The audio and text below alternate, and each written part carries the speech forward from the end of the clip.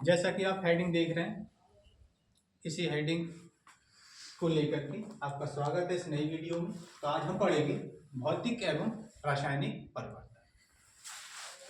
तो परिवर्तन शब्द हर समय जारी रहता है। परिवर्तन ही एक प्रकृति का नियम है जिसमें हमेशा परिवर्तन होता रहता है। प्रकृति में बहुत सारे पदार्थ जो बने हैं, वो सारे पदार्थ, उन सभी पदार्थों में भी हर समय हर पल परिवर्तन होता रहता है। संसार का अर्थात प्रकृति का नियम ही परिवर्तन है। तो इस बात को लेकर के वैज्ञानिकों ने केवल परिवर्तन के लिए दो भागों में बांटा है। परिवर्तन को दो भागों में बांटा है। सबसे नंबर एक परिवर्तन भौतिक परिवर्तन, फिर हम पढ़ेंगे रासायनिक परिवर्तन। सबसे पहले हम यह समझते हैं वास्तव में भौतिक परिवर्तन क्या होता है। भौतिक परिवर्तन एक वह परिवर्तन होता है जिसमें किसी भी पदार्थ के केवल आकार में और उसके रंग में परिवर्तन आता है और उसमें कोई भी नया पदार्थ नहीं बनता। ना तो उसके रासायनिक संगठन में कोई परिवर्तन आता है, ना तो उसके मूल संरचना में, ना उसके आंतरिक गुणों में कोई परिवर्तन आता है। वो जैसा पदार्थ होता है वैसा ही रहता है, केवल उसके रंग है, आकार है, ये सारी चीजें बदल जाती हैं। तो ऐसा परिवर्तन क्या कहलाता है? भौतिक परिवर्तन कहलाता है। और भौतिक परिवर्तन में ना तो कोई नया पदार्थ बनता है। चलो समझते हैं, पहले हम लिखते हैं इसको तो समझेंगे। किसी पदार्थ में होने वाले वे परिवर्तन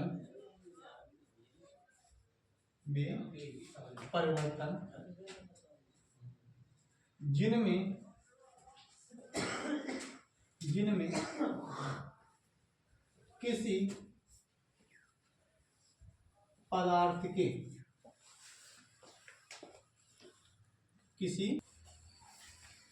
भौतिक परिवर्तन कि जैसे कि आप देख रहे हैं सामने, किसी पदार्थ में होने वाले वे परिवर्तन जिनमें किसी पदार्थ के केवल भौतिक गुणों में ही परिवर्तन आता है। केवल भौतिक गुणों में परिवर्तन, ना तो रासायनिक परिवर्तन आता है, ना तो उस पदार्थ के रासायनिक संगठन में कोई परिवर्तन आता है, ना तो कोई नया पदार्थ बनता है। जो पदार्थ है वैसा के वैसा ही रहता है, केवल भौतिक गुणों में परिवर्तन, केवल भौतिक गुणों में। तो इस परिवर्तन में केवल पदार्थ के आकार पर रंग बदलते हैं। क्या बोलते हैं? किसमें परिवर्तन? पदार्थ के आकार व रंग में ही परिवर्तन होता है। तो इस परिवर्तन के लिए, अतः इस परिवर्तन में कोई भी नया पदार्थ नहीं बनता। तो इस परिवर्तन के लिए हम क्या बोल सकते हैं? तो इस परिवर्तन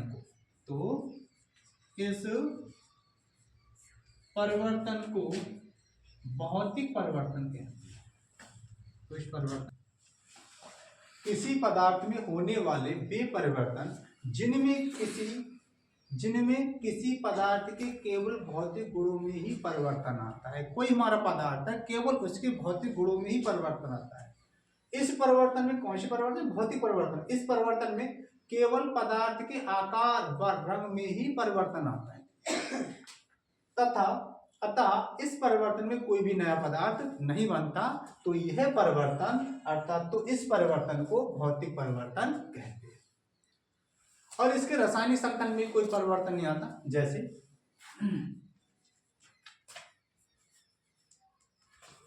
जल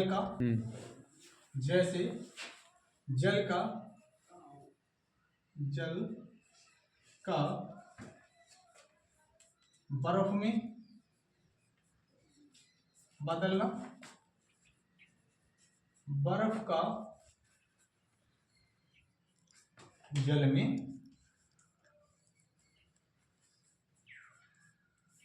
बदलना। नंबर 2,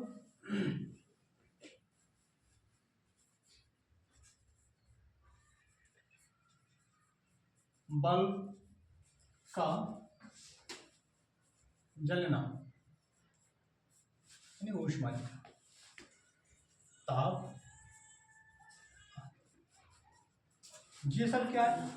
भौतिक परिवर्तन। इसमें कोई भी नया पदार्थ नहीं बन रहा है।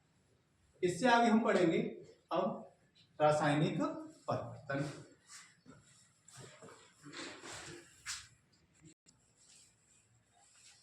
अभी हमने समझा भौतिक परिवर्तन, अब हम समझेंगे रासायनिक परिवर्तन।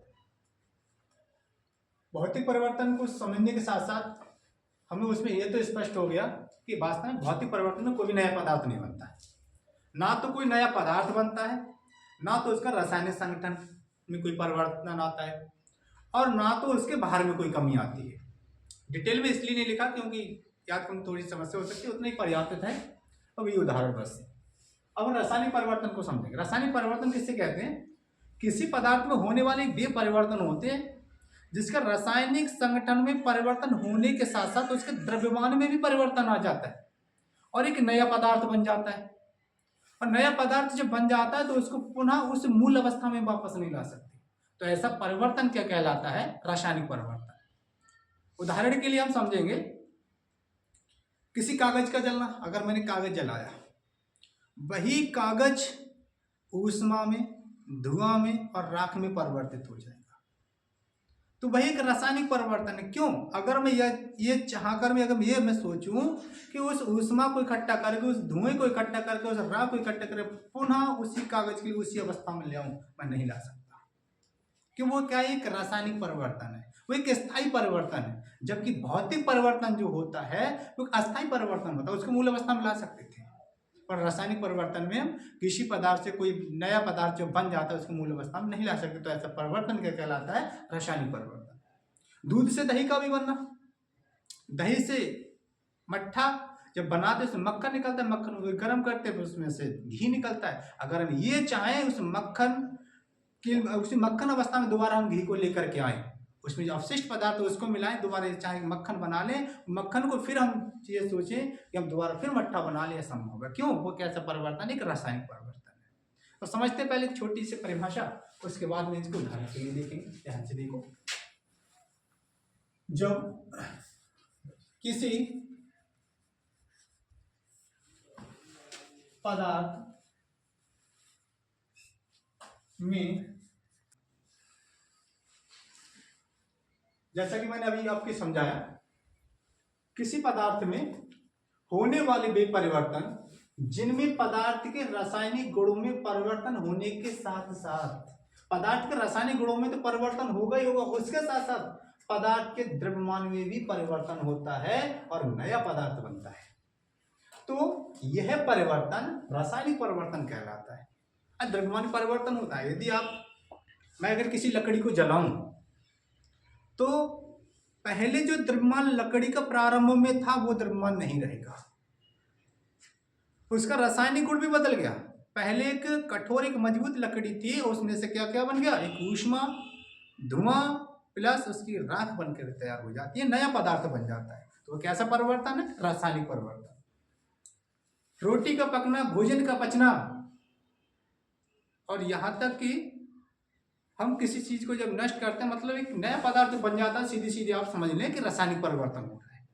तो रासायनिक परिवर्तन सीधे शब्दों में कह सकते हो किसी पदार्थ में होने वाले वे परिवर्तन जिनमें पदार्थ के रासायनिक गुणों में परिवर्तन होने के साथ साथ पदार्थ के द्रव्यमान में भी परिवर्तन होता है और नया पदार्थ बनता है, तो एक परिवर्तन रासायनिक परिवर्तन कहलाता है। जैसे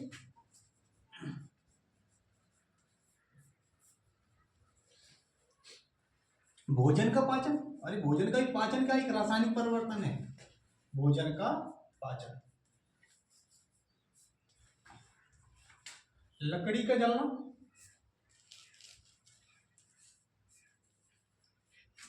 लकड़ी का जलना, भोजन का पकना, भोजन का पकना, भोजन का पकना, दूध से दही का बनना, दूध से दही का बनना, बहुत सारे परिवर्तन है, दूध से दही का बनना आदि। ये रहा आपका रासायनिक परिवर्तन। आपने भौतिक परिवर्तन भी समझ लिया होगा और रासायनिक परिवर्तन। अब इसके बाद में आपको अगली वीडियो में रासायनिक अभिक्रियाएं किन्हें कहते हैं और रासायनिक समीकरण को संतुलित कैसे करते हैं और उन्हें लिखा कैसे जाता है वो मैं अगली वीडियो आपके लिए बताऊंगा। आज के लिए इतना, जय हिंद।